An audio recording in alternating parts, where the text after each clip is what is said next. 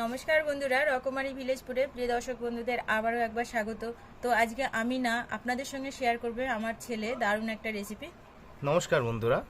তো আজকে আমি বানাতে চলেছি পিৎজা। তো দেখুন, এটা হচ্ছে এমন একটা রেসিপি যেটা লোকে বেশিরভাগ সময় ছুটি বা ছুটির সময় খেতে পছন্দ করে।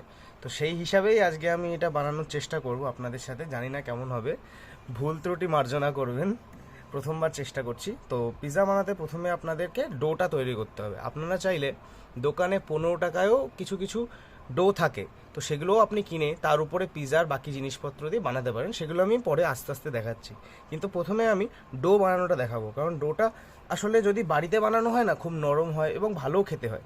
তো তার জন্য ডো বানাতে আমার প্রথমেই লাগছে ময়দা। এবার আপনাদের বাড়িতে যতজন আছে পরিবারে, ধরুন সদস্য 3 থেকে 4 জন, তাহলে আপনার মোটামুটি 300-400 গ্রাম ময়দাও হয়ে যাবে। এখানে আমি সেরকমই পরিমাণে ময়দা নিয়েছি। আমি মোটামুটি এখানে 200-250 গ্রাম মতন ময়দা নিয়েছি। ময়দাটা দিয়ে দিলাম। এরপর আমার যেটা প্রধান উপকরণ সেটা হচ্ছে ইস্ট। দেখুন, ইস্ট আপনি দোকানে কিনতে পেয়ে যাবেন, যে কোনো মুদিখানার দোকানে ইস্ট পাওয়া যায়। আপনাদেরকে নিয়ে এসে এইটাকে 2 থেকে 3 ঘন্টা ভিজিয়ে রাখতে হবে। ভিজিয়ে, জল দিয়ে ভিজিয়ে এরকম একটা প্লাস্টিকের সাহায্যে এটাকে মুড়ে রাখবেন। দেখবেন তারপর এরকম একটা রং চলে আসবে এবং এরকম দেখতে হয়ে যাবে। এবার আমি দিয়ে দেব এর মধ্যে পরিমাণ মতন নুন। আপনারা যতটা নেবেন সেই হিসাবেই আপনারা নুনটা দিয়ে দেবেন। তো বন্ধুরা, আমি এখানে হাফ চামচের থেকে কম নুন নিয়েছি। এবার আমি এটা মেখে নিচ্ছি। তো বন্ধুরা, এটা মাখতে মাখতেই পরিমাণ মতন আস্তে আস্তে জল ব্যবহার করবেন। কারণ এটা তো আমি ডো বানাবো, তো বেশি পরিমাণে জল ব্যবহারও করা যাবে না। কারণ বেশি জল ব্যবহার করলে আবার সেটা পাতলা হয়ে যাবে খুব।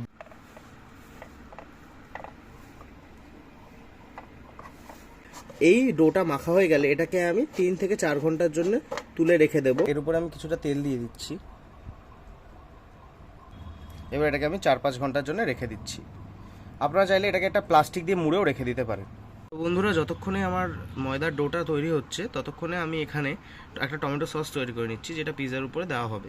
তো টমেটো সস তৈরি করতে প্রথমে আপনাদেরকে 4 থেকে 3টে টমেটো নিয়ে মিক্সিতে পেস্ট করে নিতে হবে। তো বন্ধুরা, আমার টমেটোটা পেস্ট হয়ে গেছে। এবার আমি চলে যাচ্ছি রান্নার কাছে, কিভাবে সসটা তৈরি করতে হবে সেটা দেখে নিন। তো বন্ধুরা, টমেটো সস বা পিৎজা সস বানাতে হলে আমার প্রথমে একটা প্যান গরম করে নিতে হবে। প্যানটা আমার মোটামুটি গরম হয়ে গেছে। এবার আমি এতে 1.5 চামচ মতন বাটার দিয়ে দিচ্ছি। যখন দেখবেন তেলটা ফুটে উঠেছে, তখন এর মধ্যে কিছুটা রসুন কুচি দিয়ে দেবেন। রসুন কুচিতে কিন্তু কালার আসতে দেবেন না। রসুন কুচি দেওয়ার কিছুক্ষণ পরেই সঙ্গে সঙ্গে দিয়ে দেবেন পেঁয়াজ কুচি। কুচিটা মিহি হবে, যাতে সহজে পিৎজা সসের মধ্যে মিশে যেতে পারে। এর মধ্যে দিয়ে দেবেন একটুখানি চিলি ফ্লেক্স। এটা যখন একটু ভাজা ভাজা হয়ে যাবে, আপনাদের এখানে অ্যাড করে দিতে হবে টমেটো পিউরিটা।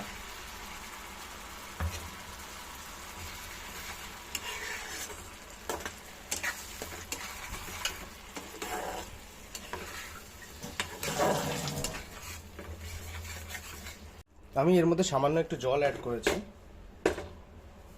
এবার এর উপরে আমাদের ছড়িয়ে দিতে হবে কিছুটা অরিগ্যানো।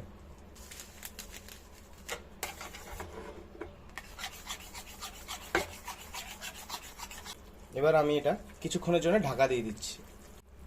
এতে দিয়ে দিচ্ছি আমি একটু স্বাদ মতো নুন।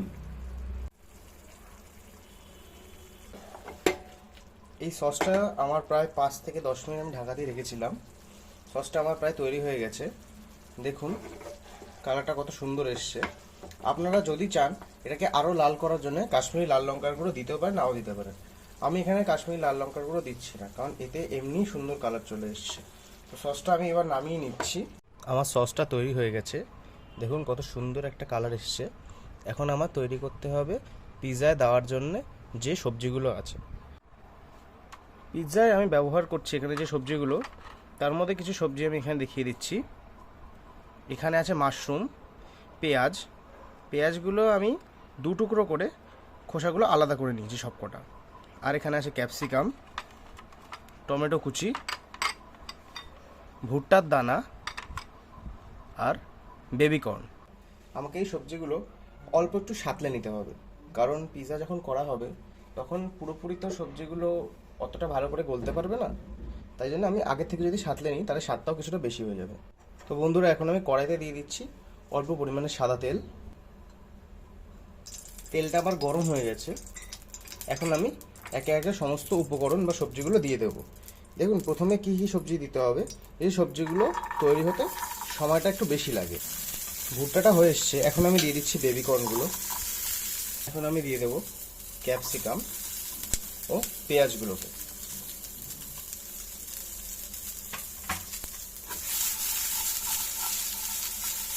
এবার দিয়ে দেবো টমেটো। এটা প্রায় অনেকটাই হয়ে এসছে, এখন আমি মাশরুমগুলো ঢেলে দিচ্ছি। তো বন্ধুরা আমার সব উপকরণগুলো ভাজা হয়ে গেছে। এখন আমি দেখে নেব আমার ডোটা কতটা হয়েছে। সবজিটা আপনারা যে কোনো একটা পাত্রে ঢেলে রেখে দেবেন কিছুক্ষণ রেস্ট দেওয়ার জন্য। আমি এই সবজিগুলোকে এখন একটা পাত্রে ঢেলে ফ্রিজের মধ্যে রেখে দেবো যাতে এর কালারটা বজায় থাকে। তো বন্ধুরা এটা প্রায় 2 ঘন্টা হয়েছে। আপনারা 2 ঘন্টাই দেখতে পাচ্ছেন এটা কতটা ফুলে গেছে। আমি যখন রেখেছিলাম কীরকম ছিল আর এখন কতটা ফুলে গেছে। আমি এটা খুলে আপনাদেরকে দেখাচ্ছি কীরকম হয়েছে। তো বন্ধুরা এই দেখুন কি হারে ফুলে গেছে এটা। এবার আমার এটা মেখে নিতে হবে ভালো করে। পাথরের উপর আমি কিছুটা আটা ফেলে দিচ্ছি। এবার আমি এটা এর উপরে দিয়ে দেবো। দেখুন পিৎজা বানাতে গেলে আপনাদেরকে হাত ব্যবহার করতে হবে, সব থেকে বড় কথা। আপনারা রুটি বা বেলি চাকির মাধ্যমে এটা করবেন না। যতটা চেষ্টা করবেন হাত দিয়ে এটাকে ফেলানোর, ততটাই আপনারা এটা করবেন হাত দিয়ে।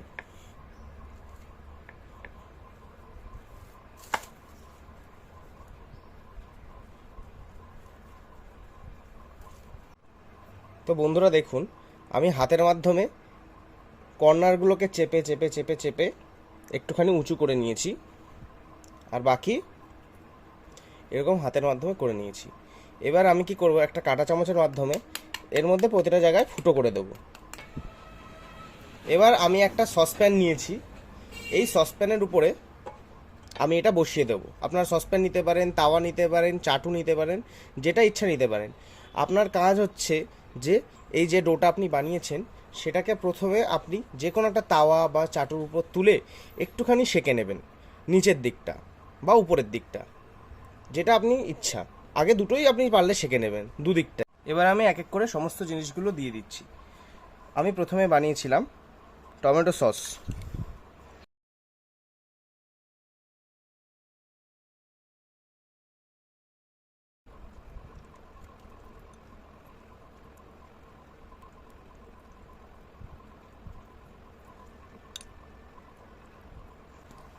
আমার পিৎজার সস রেডি। এখন আমি যে টপিংসগুলো বানিয়েছিলাম সেগুলো এক এক করে এর উপরে দিয়ে দিচ্ছি।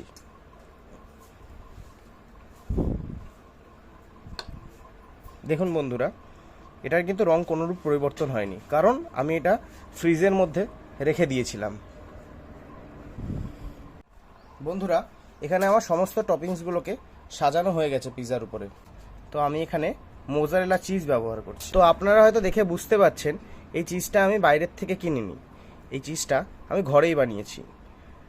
আমার কাছে যদি হাতে সময় থাকতো তাহলে আমি অবশ্যই আপনাকে আজকেই দেখিয়ে দিতাম কীভাবে এই চিজটা তৈরি করা যায়। পরবর্তীকালে কোনো ভিডিওতে অবশ্যই আপনাকে দেখিয়ে দেবো যে কিভাবে এই চিজটা তৈরি করতে হয় বাড়িতে। খুবই সহজ, খুবই সুস্বাদু এবং বাইরের কেমিক্যাল দেওয়া চিজের থেকে তো অন্তত অনেক ভালো। এবার আমি এটাকে এর উপরে দিয়ে দিচ্ছি একটা কৃষ্ণির মাধ্যমে।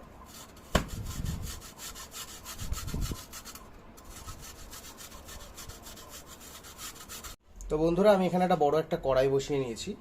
এবার এই কড়াইয়ের উপরে একটা স্ট্যান্ড বসাবো এবং এর উপরে বালি দেব। তো আমি আগে বালি দিয়ে দেখবো যে স্ট্যান্ডটা তার উপরে বসানো যায় কিনা। আমি বালিটা ঢেলে দিচ্ছি। এখানে আমি বালিটা দিয়ে দিয়েছি। এবার এর উপরে আমি স্ট্যান্ডটা বসিয়ে দেবো।